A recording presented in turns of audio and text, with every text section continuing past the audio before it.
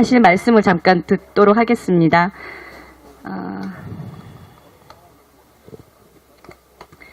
내용이 많아서 쭉 제가 읽는 식으로 해서 하겠습니다.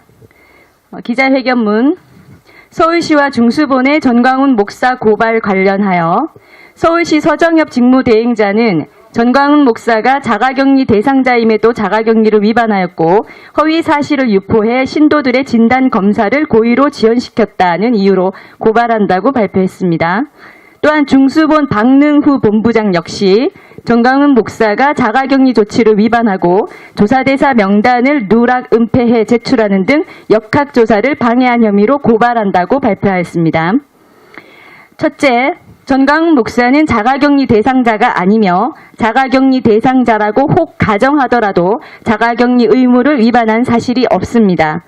중앙방역대책본부와 중앙사고수습본부가 발간한 지자체용 코로나 대응 지침서에 따르면 이건데요. 자가격리 조치를 하는 대상은 접촉자로 판단되는 경우입니다. 지난 6개월간 우리나라 누적 확진자 수가 현재 16,000명 정도에 달하는데 이 확진자 한 명이 확인될 때마다 그 사람이 다녔던 모든 곳을 대상으로 같은 시각 같이 있었다는 이유로 전원을 자가격리 조치를 하는 식으로 방역이 이루어져 왔다면 아마도 대한민국의 3분의 1은 마비됐을 겁니다.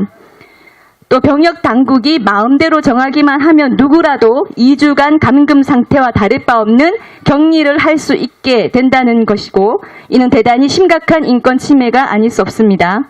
그런 이유로 강제 자가격리 대상은 접촉자의 경우에 한정하는 것이고 이 접촉자로 보는 기준을 정하고 있는데 이 역시 이 지침서에 명시되어 있고 WHO의 기준이기도 합니다. 이에 따르면 접촉자란 확진 환자와 1m 이내에서 15분 이상 대면 접촉한 자, 2. 확진 환자와 직접적인 신체 접촉을 한 자, 3. 마스크 등 보호구를 하지 않고 확진 환자를 돌본 자 등입니다. 구체적인 사례에서 접촉자에 해당하는지 여부를 판단함에 있어서도 이것이 기준이 되어야 할 것입니다. 따라서 서정엽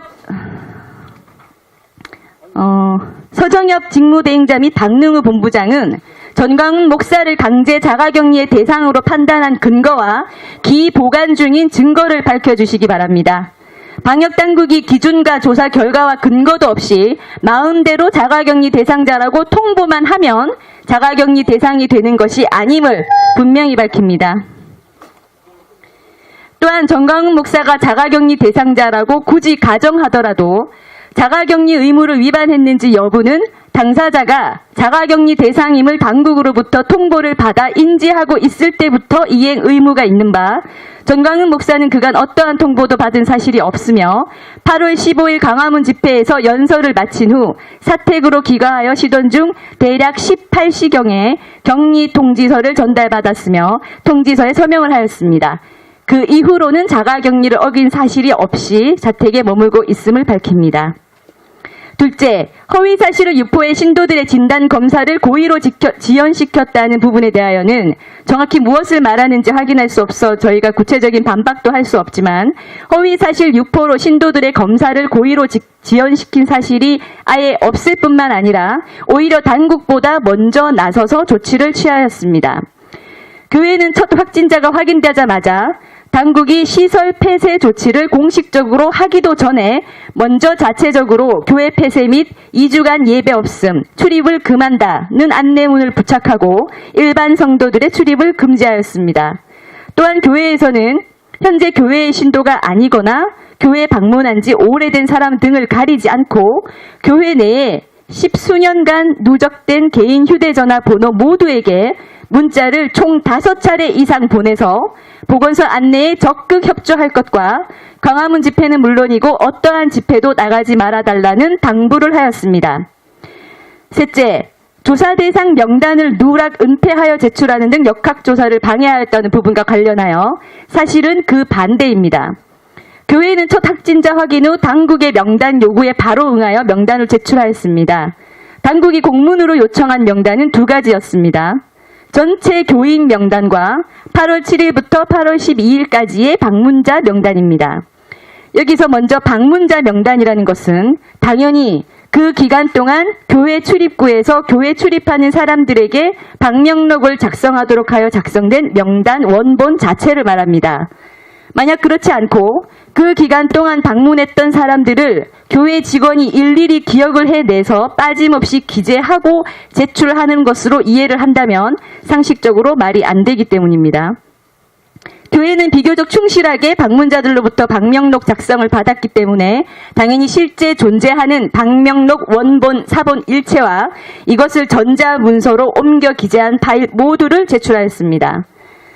그런데 출입구에 출입카드를 찍지 않고는 들어오지 못하게 하는 장비가 설치되어 있지 않은 이상 통상 교회는 그 특성상 이런 차단 설비를 하지 않습니다. 그 수많은 방문자들 중에 어떤 이유에서건 방명록에 기재되지 못한 경우는 나올 수밖에 없는데 가사 그러한 경우가 몇몇 확인되었다고 하여 이것을 마치 기존에 존재하는 명단을 변조하여 고의로 일부를 누락, 은폐했다는 식으로 발표를 한다면 이는 명백한 허위 사실이라고 할 것입니다.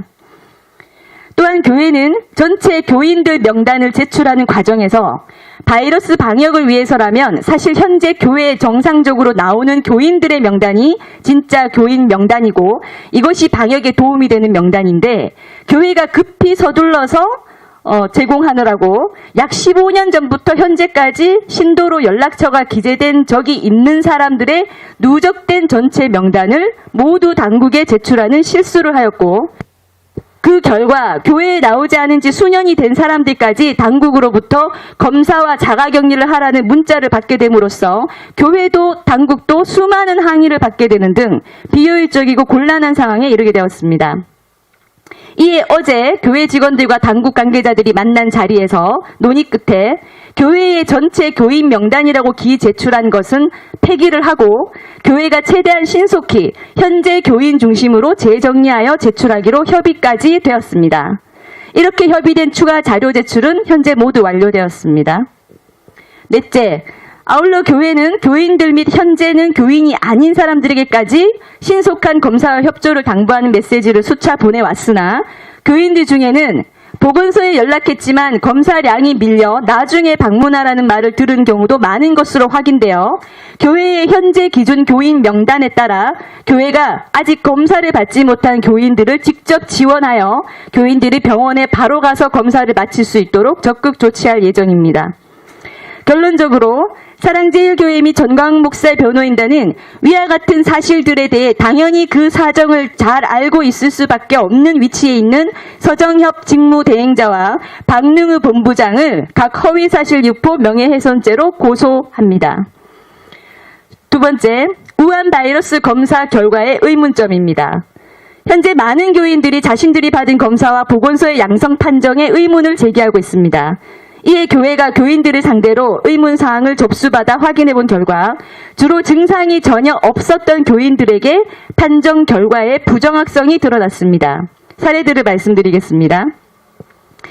증상이 없는데도 검사를 무조건 받아야 한다고 해서 보건소에 가서 받았는데 처음에는 음성이라고 문자가 왔다가 다음날 전화가 와서 문자를 잘못 보냈다며 양성이라고 말한 경우, 증상이 없는데 검사를 받아야 한다고 해서 검사를 받고 음성이라고 했는데 다시 말을 바꾸어 양성 판정이라고 해서 항의를 하니 재검을 받으라고 하여 받아보니 다시 음성으로 돌아간 경우, 증상이 없는데 무조건 검사를 받으라고 하여 보건소에서 검사 받고 양성 판정을 받은 후 결과가 납득이 되지 않아 일반 병원에 다시 가서 받으니 음성이라고 판정된 경우, 증상이 전혀 없고 확진자와 접촉했다는 사실 확인도 없어서 안내대로 자가격리 중인데도 계속해서 검사를 받으라고 강요하고 검사를 받지 않으면 고발 조치한다고 강요한 경우, 처음에는 8월 7일부터 8월 13일 사이에 교회 방문자만 해당이 된다는 안내를 받았는데 갑자기 7월 1일 것부터 다 조사한다고 말한 경우, 이것들이 각각 수건씩 확인이 되었습니다. 검사를 받은 모든 교인들을 상대로 전수조사를 저희가 더 진행할 예정이며 양성 판정을 받은 교인들이 누구인지 또 이들이 양성 판정을 받게 된 바이러스 수치와 정확한 검사 결과 분석표를 저희 교회에서 정보 공개 청구를 할 예정입니다. 아니면 당사자들이 직접 받아서 확인할 예정입니다. 세 번째, 우한 바이러스 양성 확진자 숫자의 고무줄식 조정 가능성에 대해서 말씀드리겠습니다. 우한 바이러스는 사실 증상이 뚜렷이 나타나서 스스로 검사를 받고 양성 판정이 되는 경우를 제외하고는 검사를 실제로 해봐야만 바이러스의 수치가 확인 가능한 것이라는 근본적인 한계가 있습니다. 이 말은 1000명을 무조건 검사받게 할 경우 확인되는 양성 확진자 숫자와 100명만 검사를 한 후 확인되는 양성 확진자 숫자는 당연히 전자가 많고 후자가 적다는 것입니다. 언론에 보도되었던 실제 사례를 보겠습니다. 대단히 중요한 사실에 관한 것입니다. 4월 15일 지난 총선 직전인 3월 31일과 4월 2일에 각각 뮤지컬 오페라의 유령에 출연한 배우 2명이 양성 판정을 받았는데 당시 확진자 중 1명은 증상이 이미 나타난 후에도 무려 2주 동안 공연에 참여했고 그 기간 동안 누적 관람객이 8,600명에 달했습니다. 잘 아시는 바와 같이 공연장은 공연의 특성상 철저히 밀폐된 공간에서 좌석도 다 붙어있는 상태에서 3시간 이상 한 공간에 있게 되는 소위 고위험군 시설입니다. 그런데도 당시 서울시는 배우 2명과 밀착 접촉이 있었다고 확인된 동료들 등을 위주로 고작 181명만 검사했고 확진자와 접촉한 것으로 검사받은 사람들 90명 중 단 1명만 양성이고 나머지는 모두 음성 판정되었습니다. 그런데 당시 관람객 8,600명 명단이 다 확보되어 있는데도 불구하고 이들에게는 지금 당국이 사랑제일교회 관련자들에게 실시하는 것과 같은 수준으로 무한대로 범위를 넓혀 검사를 강요하거나 실시하기는커녕 고작 문자 메시지를 보내어 가급적 외부 접촉을 자제하고 증상이 나타나면 진료소를 방문하도록 안내만 했습니다. 오히려 고위험군 시설인 공연장에서 마스크를 전혀 착용하지 않는 배우들이 확진되었는데도 말입니다. 언론 보도량을 보더라도 사랑제일교회나 여타의 교회들에 대한 작금의 언론 보도량과는 비교가 되지 않는 미미한 수준에 그쳤습니다. 오페라의 유령 뮤지컬 사건 때와 같은 서울시의 소극적이고 미온적인 방치는 이번 8.15 광화문 집회를 허용해준 법원이 광화문 5개 집회의 허용 근거로서 인용하기까지 한 사건입니다. 지금 당국이 총동원되어 사랑제일교회 관련자를 무한대로 확대해 모두 검사를 받으라고 강제한 것과 같이 그때 서울시가 오페라의 유령 관람객 8,600명 전원을 상대로 똑같이 검사를 실시하였더라면 몇 명이 양성 판정을 받았을지 우리는 알 수 없지만 하늘은 알 것입니다. 4.15 총선 직전인데 말입니다. 공교롭게도 총선 직전에 일어난 고위험군 시설 내 확진자 발생 사건에서 강제 검사 대상자 범위 자체를 확 줄여서 검사를 하게 되면 확진자 숫자가 적게 확인될 수밖에 없고 주로 증상이 강하게 나타난 사람들의 자발적 검사로만 양성 여부를 알게 되는 것이며 만약에 8.15 문재인 탄핵 대규모 국민 집회라는 특정 일을 겨냥해 갑자기 당국이 검사 대상을 전방위로 확대하고 실시하게 된다면 평소 무증상이어서 모르고 지나갈 일들이 양성 확진이 되어 확진자 수의 급작스런 폭발적 증가가 되는 것입니다. 교회 양성 판정자들 중에서는 상당수가 자신은 증상이 전혀 없었다며 깜짝 놀라고 있습니다. 실제로 교회는 지난 6개월 동안 수많은 예배와 성경 특강으로 많은 인파가 다녀갔으나 그 6개월 동안 단 한 명의 확진자도 나오지 않았습니다. 우한 바이러스의 확진자 숫자라는 것이 정부가 검사 대상 범위를 어디까지 강제하고 어떻게 조치하느냐에 따라 고무줄처럼 특정 시기에 맞춰서 줄었다 늘었다 조정받을 수 있다고 보는 것은 충분히 합리적인 주장입니다. 국민들은 증상이 뚜렷하지 않는 한 각자의 몸속에 바이러스 수치가 어느 정도인지 확인할 일이 없기 때문입니다. 정부가 확인하라고 하거나 확인해 주는 대로 보고 믿을 수밖에 없는 것입니다. 이런 이유로 저희는 정부에 요청합니다. 지금 바로 청와대와 서울시 두 곳의 모든 소속 직원, 모든 방문자들을 대상으로 우한 바이러스 검사를 실시해 보시기 바랍니다. 보건소에서 검사받고 또 일반 병원에서 검사하여 중복 체크를 하시는 것도 좋습니다. 그 두 곳에서 두 자리 숫자의 양성 확진자들이 확인이 된다면 어떻게 하시겠습니까?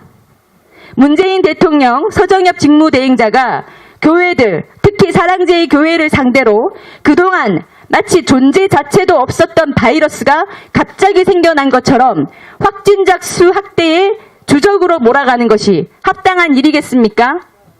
전수검사를 해서 확진자 수가 2자릿수이면 당당하게 누구를 구속하라 사실상의 명령을 할 수 있고 3자릿수이면 무조건 구속당해야 하는 죄입니까? 이것이 정부가 확인하여 발표하는 우한 바이러스 양성 확진자 수, 신규 확진자 수의 근본적인 허점입니다. 정부가 결정하는 검사 대상자들의 범위, 검사량에 따라 얼마든지 오르락 내리락 하는 확진자 숫자가 가능하다는 것입니다.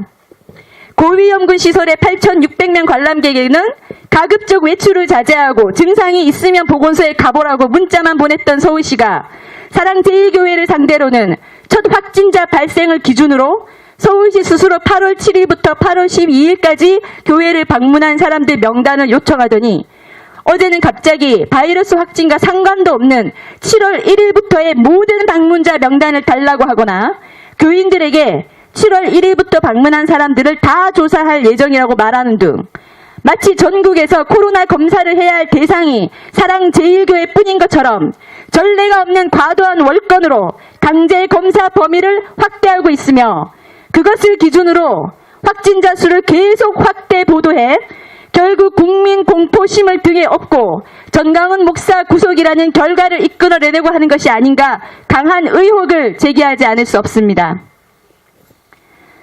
다음으로 전광훈 목사가 보석 조건을 위반하여 재구속되어야 한다는 보도 관련해서 말씀드리겠습니다. 전광훈 목사가 받은 보석 결정에 따르면 현재 재판 중인 공직선거법 위반 사건과 관련이 있거나 위법한 집회나 시위에 참가하여서는 아니 된다는 사항이 있습니다.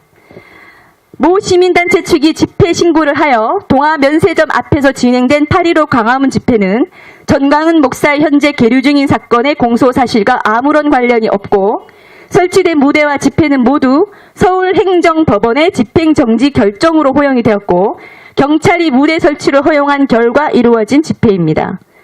전광훈 목사는 본 집회 무대에 오를 수많은 연사 중 한 명으로 초청이 되어 약 5분간 연설을 하고 곧바로 집회 현장을 떠난 것이 전부입니다.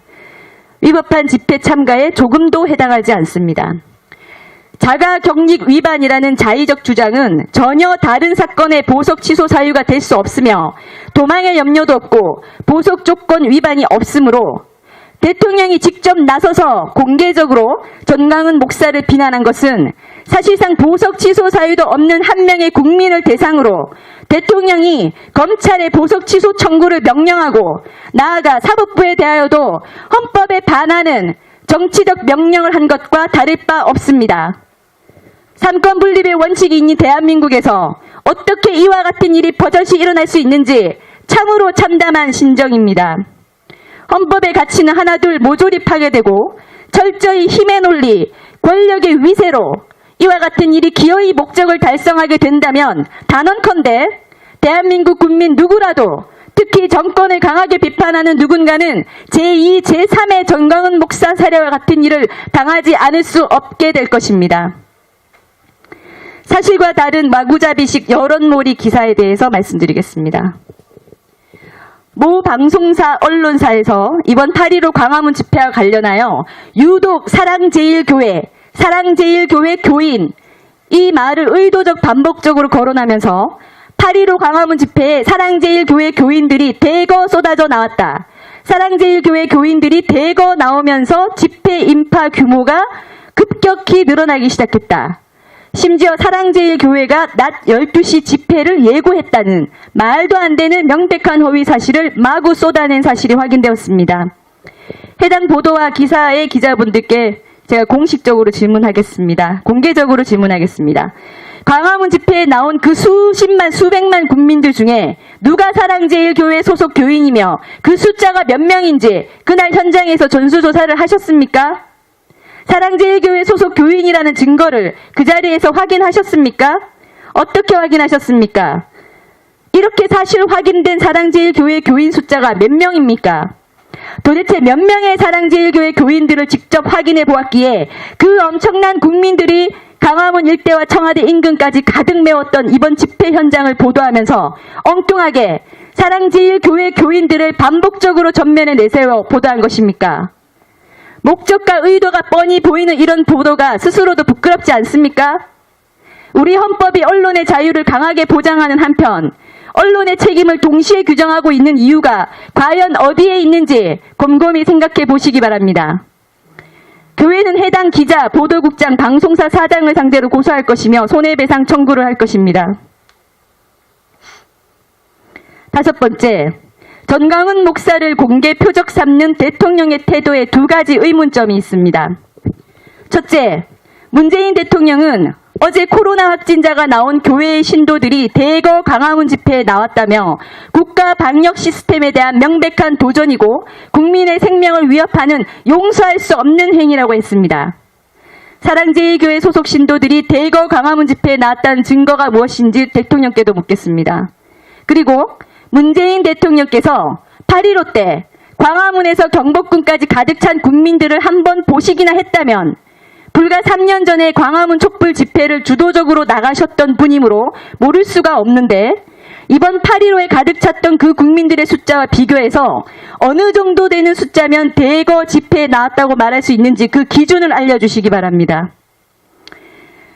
정권의 눈치를 봐야 하는 언론들은 하나같이 보수단체 집회라고 왜곡 보도하는데 보수단체들 소속 회원 다 합쳐도 그와 같은 놀라운 광경은 만들지 못합니다.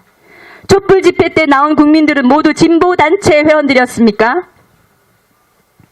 혹 그 수십만, 수백만 국민들의 각자 몸속에 우한 바이러스균이 일정량 있는 상태인지도 모르고 광화문 집회에 나간 국민들이 있다손 치더라도 이것이 국가 방역 시스템에 대한 명백한 도전이며 국민 생명을 위협하는 용서할 수 없는 행위입니까? 그렇다면 우한 바이러스가 초기에 중국에서 무서운 확진세를 보일 때 질병본부와 의료계 전문가들이 바이러스의 근원지인 중국인 입국 조기 차단이 첫 번째 방역 원칙이라고 임모아 외쳤으나 문재인 대통령은 실행하지 않았습니다. 어떻게 평가할 수 있습니까? 문 대통령은 대구에서 코로나 확산이 터지기 시작한 날 청와대에서 음식을 시식하며 파한대소를 하는 모습이 언론에 공개되기도 했습니다. 종교의 자유는 더욱 강하게 보호하는 것이 헌법 정신인데 종교시설과 예배 금지는 강행하면서 오히려 고위험군 시설인 대형 클럽들을 방치하여 이태원발 바이러스 확산이 일어났습니다. 또 지난 총선 직전에 발생한 대형 공연장 내 확진 사건은 관람객 8,600명의 전수 검사도 실시하지 않고 지나갔습니다. 지금의 코로나 위기가 오기 얼마 전 시청 앞 광장에서 국민 반대에도 불구하고 박원순 전 시장의 5일장을 치렀습니다. 9월에는 무려 12일간의 동성애 대규모 축제도 허용하였습니다. 또 어제와 오늘 휴가 기간 3일이 총 비상이라고 하는데 그 휴가는 누가 만들어 주었습니까? 8월 15일을 끼고 3일 연속 전국 여기저기 사람들 많은 곳으로 휴가를 떠나라고 임시 공휴일을 지정한 사람은 누구입니까? 어제 양평에서 식당 마트 내 무더기 확진이 발생했습니다. 밀폐된 공간이 옥외보다 훨씬 더 위험하다는 것은 이제 일반 국민들도 다 아는 사실인데 외식 많이 하라고 쿠폰을 지급하고 포인트를 주고 있습니다.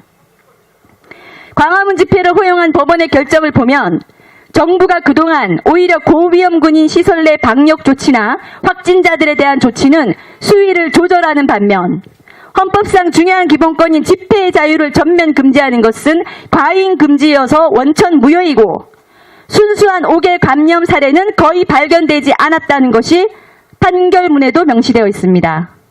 이렇게 법으로 허용된 집회에 결과적으로 너무 많은 국민들이 쏟아져 나와 광화문을 가득 메웠다고 해서 집회 신고자들이 죄인이고 집회에 나온 국민들이 죄인이고 집회 무대에 선 연사들이 수사 대상입니까? 초기 국가 방역 시스템을 흔들고 고무줄 같은 잣대로 국민 공포와 직결되는 우한 바이러스 확진자 수를 가지고 마음대로 이랬다 저랬다 하며 국민을 불안과 공포와 분노로 몰아넣는 것은 정작 이 정부가 아닌지 묻지 않을 수 없습니다. 둘째, 문재인 대통령은 평소 존경하는 노무현 전 대통령의 어록을 인용하면서 박근혜 전 대통령을 비판해 왔습니다. 박근혜 전 대통령이 국민들의 쓴소리를 수용할 줄 모른다면서 인용한 노무현 전 대통령의 어록은 이것입니다. 대통령을 욕하는 것은 민주사회에서 주권을 가진 시민의 당연한 권리입니다. 대통령을 욕함으로써 주권자가 스트레스를 해소할 수 있다면 저는 기쁜 마음으로 들을 수 있습니다. 또 연설 중 날계란을 맞은 노무현 전 대통령이 정치하는 사람들이 계란을 한 번씩 맞아야 국민들이 화가 풀린다고 한 말도 문재인 대통령은 종종 인용해 왔습니다. 이와 같은 문재인 대통령의 과거 언행에 비추어 볼 때 대한민국 최고의 권력자인 대통령이라는 지위와 신분으로 대한민국 국민 한 사람을 겨냥하여 중대한 범죄 사실과 잘못도 없는 목사 한 사람을 콕 집어서 반드시 잡아놓지 않으면 안 되는 사람으로 사실상 모든 공권력과 국민을 향해 선포하는 행위가 과연 정의로운 권력 행사인지, 이것이 자유민주주의 대한민국이 맞는지, 이것이 촛불 집회에서 국민이 주인이다를 외치던 대통령이 할 수 있는 행동인지 묻지 않을 수 없습니다. 기자회견문은 여기서 마치겠습니다. 코로나와 관련해서 두세 가지 우리 의사회장님이 같이 나와 계시기 때문에 몇 가지 말씀을 저희가 전문가의 의견으로 좀 듣겠습니다.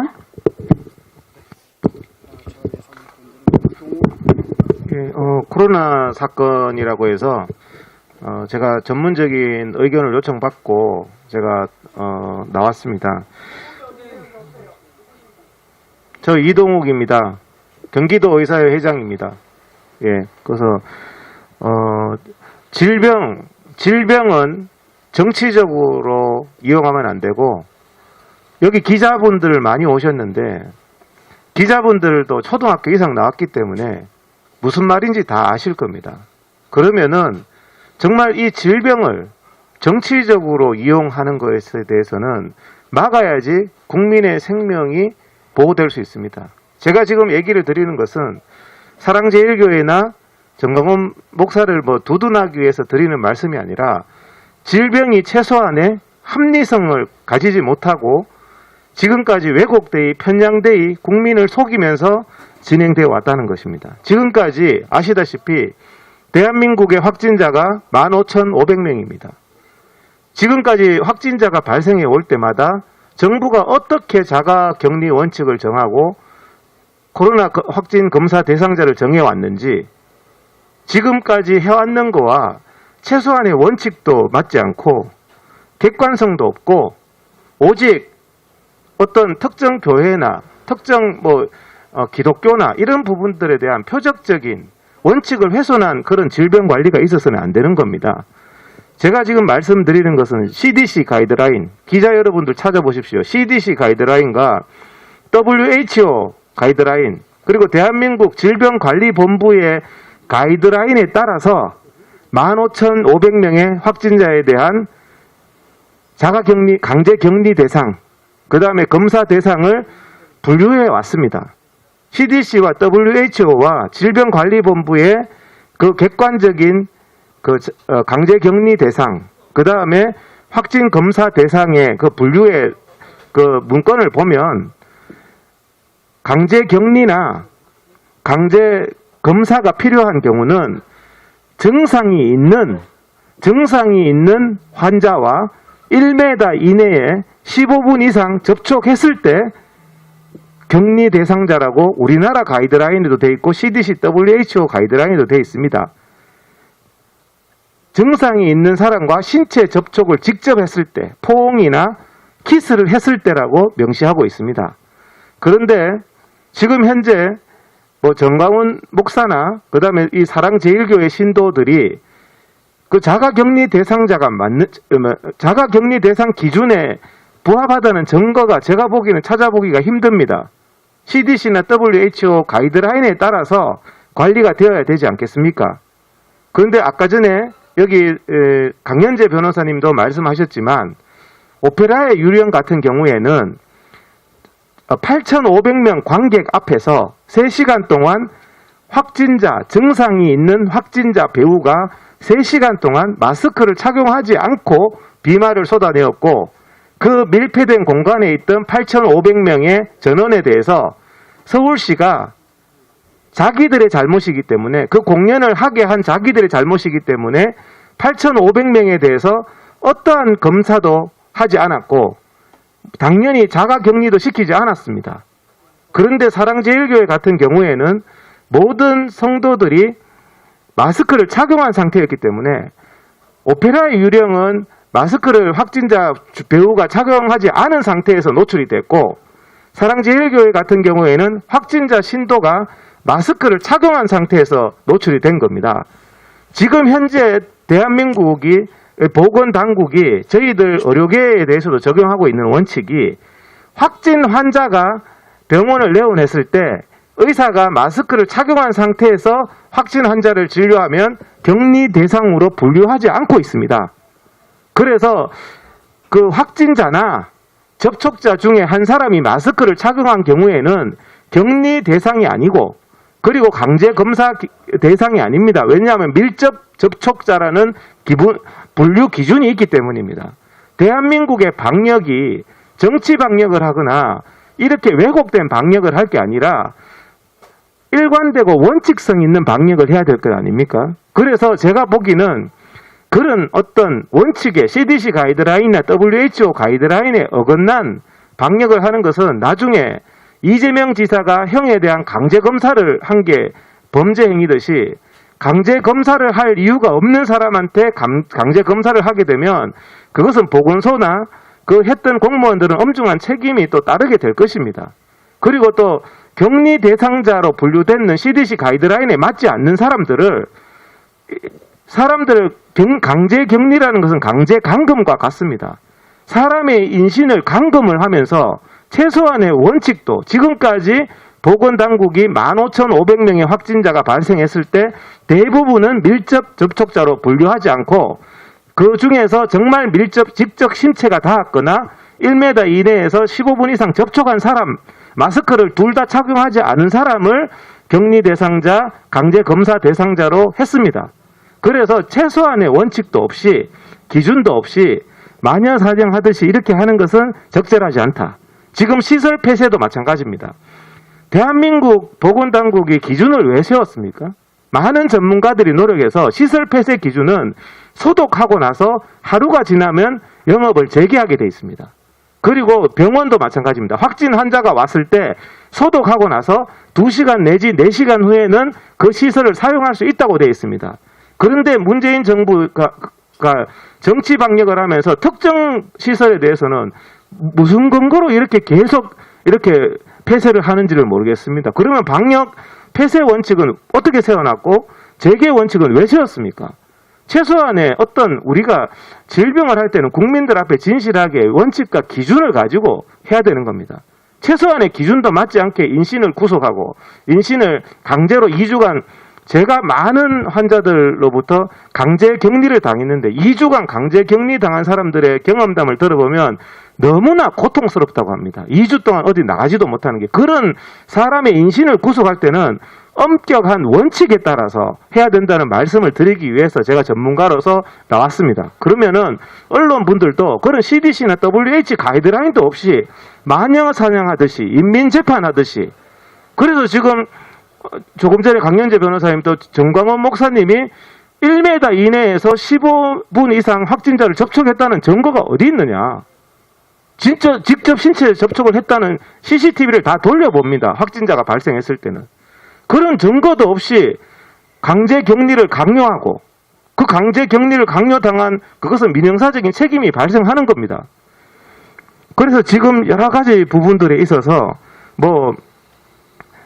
지금까지 그 시청에서 박원순 분향소는 2만 명이나 하면서 시민들은 6개월 이상 시청 광장을 사용하지 못하게 하는 부분이나 5월 16일 날 광주에서 보수단체가 200명 집회한 것은 형사처벌하겠다고 감염병 때문에 안 된다고 했는데 같은 날 같은 시간에 5.18 단체와 민노총은 코로나 위험이 없다면서 집회를 허용한 사건. 너무나 코미디 같은 사건입니다.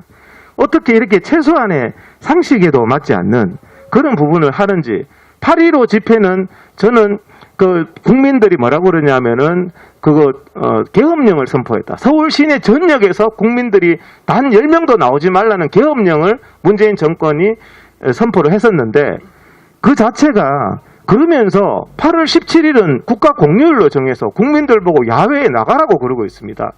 그러면서 무슨 쿠폰까지 외식 쿠폰까지 하고 해운대 해수욕장을 비롯해서 부산에는 80만 이상의 사람들이 모였다고 합니다. 이건 뭡니까?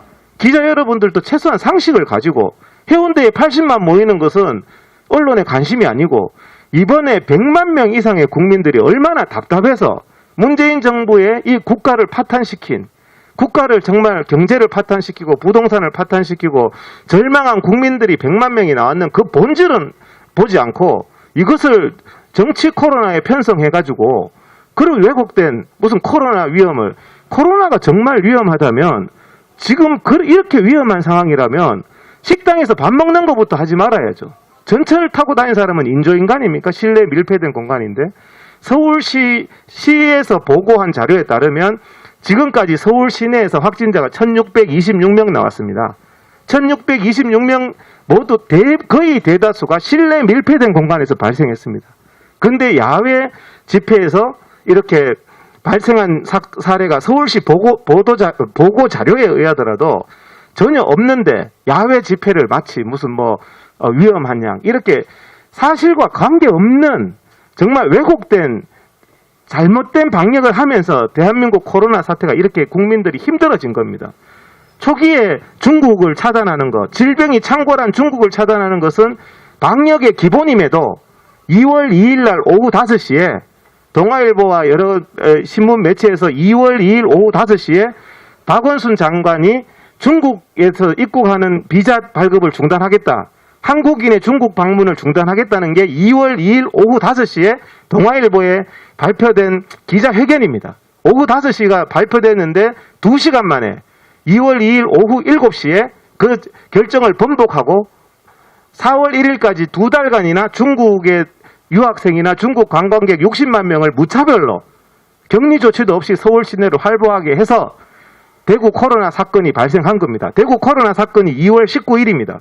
2월 2일 날 대만처럼 닫았더라면 잠복기 14일을 감안하면 2월 19일 날 대구 사건은 없었던 것이고 국민 305명의 희생은 없었던 것입니다. 저는 이런 부분들이 언론에서 정확하게 그렇게 날짜를 잘 하고 이해를 잘 하는 분들이 2월 2일 날 박능우 강경화 장관의 대국민 기자회견을 2시간 만에 뒤집고 중국 시진핑 방한 때문에 2달 동안 60만 중국인을 유입되게 한 그 결정의 문제점, 그 결정에 대한 형사처벌의 문제점 반드시 진실이 규명돼야 되는 겁니다. 이런 부분들이 그리고 또 교회에서 예배는 드리지 못하게 하면서 5월달 나이트클럽 5월달까지 이태원 나이트클럽 그 홍대의 나이트클럽을 여러 번 언론에서 50차례 이상 보도했습니다. 여기 위험하다고. 밤 12시부터 새벽 7시까지 비말을 튀기면서 마스크도 착용하지 않고 나이트클럽 한 번씩 가보셨잖아요. 거기에서 수백 명이 확진자가 발생했을 때는 왜 자가격리 기준을 이렇게 정하지 않고 검사 기준을 이렇게 정하지 않고 콜센터에서 물류센터에서 수백 명 발생했을 때 물류센터 단 4일 만에 영업 재개했습니다. 그러면서 모든 것들을 안심하라, 걱정하지 말라. 실내에서 자기들이 실수해서 밀폐된 공간이 위험한데도 불구하고 그런 어떤 코로나 확산을 일으킨 부분에 대해서는 안전하다고 하면서 어떻게 지금 15,500명이 발생했는 사건, 수백 명씩 발생한 사건이 한두 개가 아니잖아요. 무슨 양평에서도 얼마 전에 발병을 했고 스타벅스 커피숍에도 발병을 했고 거기에서 마스크 착용하는 사람은 자가격리 대상자 아닌 걸로 분류하고 있습니다. 그런데 사랑제일교회 신도는 모든 사람을 자가격리 대상자라고 해서 2주간 감금한 거에 대해서 훗날 올바른 검찰이나 올바른 법원이 들어선다면 어떤 책임을 져야 될지 모르겠습니다. 그래서 이런 부분에 대해서 제가 전문가로서 최소한 기자 여러분들도 어떤 방역 조치라든지 코로나에 대한 국가 방역이 이렇게 허황되고 거짓되게 운영될 게 아니라 가이드라인에 맞게 원칙에 맞게 운영돼야 된다는 부분들을 국민들에게 진솔하게 얘기하고 8월 15일 날 전면 계엄령을 선포하고 국가보안법처럼 이 코로나를 악용하는 부분에 대해서 언론이 제대로 보도를 해야지 국민의 생명도 보호되고 국민의 기본권도 보호될 수 있다고 생각을 합니다. 맞습니다. 맞습니다. 최근에 검사 건수도 질병관리본부에 보면 22,000건을 하고 있습니다. 근데 평균적으로 보면 한 10,000건 정도로 보이는데 이 무증상자에 대해서 검사 대상자도 아닌 사람에 대해서 검사를 한다면 사실 관공서 같은 데도 검사를 하면 무증상 양성자가 많이 나옵니다. 그래서 이 검사 건수를 정말 이 3.1절 전이나 왜 8.15 국민들이 대규모 집회를 예상할 때만 코로나가 이렇게 난리인지 시기적으로 우연히 일치한 것인지 최근에 그 검사 건수가 많이 늘린 것도 어떤 다른 정치적인 목적이 없는지 이런 부분에 대해서는 저희들이 수사권이 없어서 제대로 밝히지는 못하지만 훗날 코로나의 진실 규명이 이루어진다면 정말 국민들을 기만한 부분들이 있다면 정말 이것은 국민들의 건강을 위협한 것이고 목숨을 위협한 것이고 거기에서 나아가서 국민들의 표현의 자유를 위협한 것이기 때문에 엄중한 책임을 져야 할 것입니다. 네, 말씀 감사합니다. 총선이 4월 15일이었는데 4월에 생긴 8,600명 관람객 공연장에서의 확진자, 그 사건을 지금 사랑제일교회 얘기하듯이 정부가 했다면 총선 결과가 어떻게 됐을지도 사뭇 궁금합니다. 많은 요점이 있습니다만 지금 가장 코로나 때문에 전광훈 목사를 당연히 구속해야 되는 것처럼 몰아가는 상황에 대해서는 국민 여러분들께 이제 우리 국민들은 대단히 똑똑합니다. 금방 파악하고 적응을 합니다. 우리가 코로나에 걸릴까봐도 걱정되고 경제도 어렵고 모든 것이 어려운데 걸핏하면 확진자 수가 30명일 때 편안하다가 50명이라고 하면 불안 떨다가 100명이라고 하면 숨이 넘어가고 이런 짓을 도대체 언제까지 반복해야 될까요? 백신이 나오기 전까지는 지금 여기 계신 이분들 내장 속에 누군가는 코로나 바이러스가 10이 있고 누군가는 50이 있고 누군가는 100이 있습니다. 증상 없으면 검사 안 받죠. 음성이냐 양성이냐의 판정 기준도 바이러스 수치 그것 가지고 하기 때문에 오늘 음성으로 나왔다가 내일 바이러스 숫자가 좀 줄어들면 많아지면 또 양성이 되는 이런 식입니다. 그리고 아까 말씀드린 것처럼 상식적으로 10,000명을 검사해서 나오는 신규 확진자 수와 평소 1,000명씩 조사해서 나오는 신규 확진자 수, 이거 보고 우리가 놀라거나 정부가 검사를 적게 해서 확진자 수가 적게 나오면 K방역이라고 하고 검사를 많이 해서 갑자기 많이 나오면 8.15 광복절날 국민들이 아무도 광화문에 못 나올 정도의 그런 위급한 상황이 되는 것이고, 이게 만약에 저는 상식에서 얘기를 하는 건데 이 상식이 만약에 인정이 되신다면 우리가 더 이상 우리 국민들이 직접 검사 대상을 정해서 검사 숫자를 정해서 검사하는 게 아닌 이상 정부가 하는 신규 확진자 숫자에 숨겨진 배경까지 우리가 알아야 한다고 생각합니다. 맞습니다. 그래서 백신 나오기 전까지 결국 몸속에 다 가지고 살면서 생활 속에서 정부가 뭐 해주는 게 아니라 생활 속에서 각자가 마스크를 철저히 끼고 손을 자주 씻고 이런 일들을 하는 과정에 증상이 생기면 바로 검사를 받고 이와 같은 과정들을 반복해 가는 것밖에 없습니다. 반복해 가는 것밖에 없는데 계속 코로나 신규 확진자 숫자로 정부가 이런 식으로 한 사람을 잡으려고 하거나 국민의 기본권인 집회의 자유를 원천적으로 막고 모든 국민을 범죄자로 몰거나 이와 같은 일을 한다면 우리는 이 시점에서 차라리 재난지원금 이런 거 각자 50만 주지 말고 5천만 국민이 동시에 다 검사를 받는 겁니다. 5천만 국민이 다 오늘 검사를 받는 겁니다. 다 받았을 때 신규 확진자 수가 엄청나게 나오겠죠? 그러면 오늘 우리가 5천만 다 검사를 안 받았을 때는 지금 이 현상을 누리고 있는데 불과 내일 5천만이 검사를 다 맡아서 신규 확진자가 왕창 늘어났을 때 갑자기 세상이 천국과 지옥으로 바뀌는 겁니까? 다만 검사해보기 전에 알 수 없었던 양성 반응을 알게 된 것뿐입니다. 이 차이를 정확히 이해하시기를 바라고, 코로나로 이쯤 했으면 우리 대한민국도 똑똑한 국민들도 다음 단계로 넘어가야 됩니다. 중요한 이슈들이 얼마나 많은데 정부가 분리할 때마다 저라도 써먹겠어요. 제가 엄청난 비난을 받거나 할 때 검사를 갑자기 집중적으로 해서 확진자 수를 높여 발표하면 언론이 거기에 아무 비판 없이 뒤따라가지고 다시 코로나 비상, 다시 코로나 일촉즉발 이런 식으로 모든 국가의 중요한 이슈를 다 묻어버립니다. 이것이 언론이 할 일입니까? 저는 헌법을 공부했기 때문에 종교의 자유, 또 언론의 자유, 헌법에서 특별히 더 규정하고 있는 이유를 정확히 알고 있는 사람입니다. 거기에 걸맞게 행동하셔야죠. 사기 정권 문재인! 일단 오늘 저희의 발언은 여기서 모두 마치기로 하겠습니다. 혹시 질문이 있으시면 해주십시오. 문재인 때려잡죠! 문재인 개새끼를 구속해라! 야야야 거기 뒤에 조용히 해.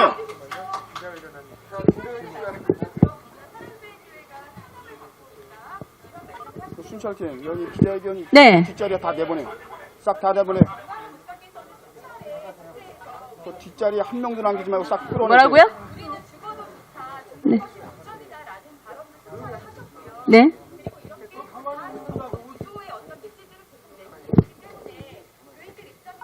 뒤쪽에 싹 다 내보내세요. 한 명도.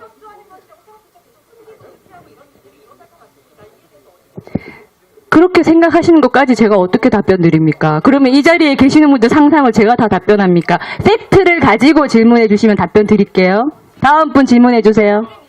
다음 분 질문해 주세요. 네, 질문해 주세요. 네?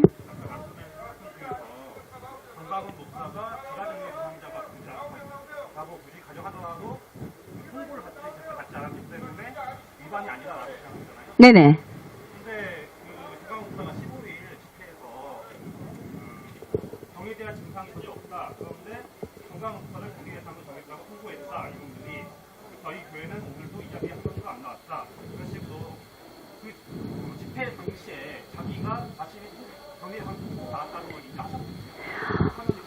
그 정강훈 목사님이 연설 중에 자신이 인지하고 있는 부분에 대해서 어떤 말씀을 하셨는지는 몰라도 법적으로 어떤 의무가 발생하느냐 여부는 정해진 절차와 공문서의 도달 시간 이런 것들이 있어야 해서 그 기준으로 정식으로 격리 통지서를 받은 것은 8.15 저녁입니다.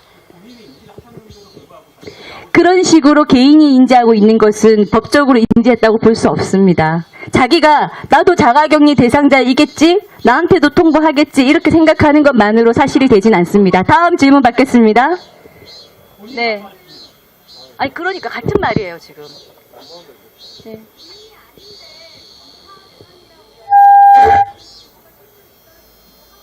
네? 네네.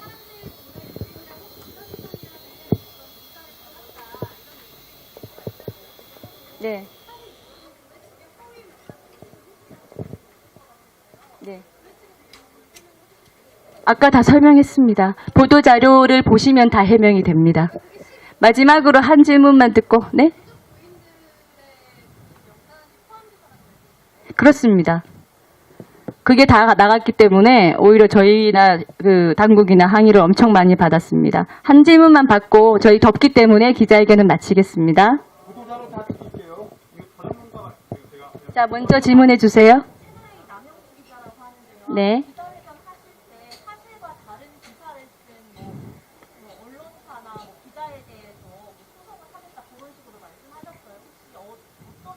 그건 여기서 밝히지 않겠습니다. 질문 더 이상 없으시면 저희 이만 마무리하겠습니다. 질문 안 하신 분 한 분만 더 받겠습니다.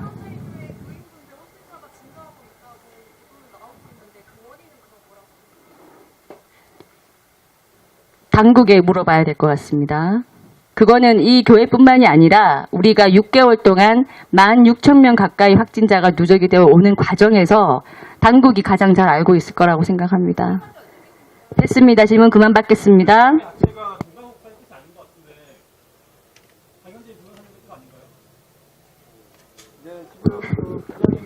전강훈 목사님께 한번 확인해 보십시오. 질문 그만 받겠습니다. 저희는 그만 가겠습니다. 모두 수고하셨습니다.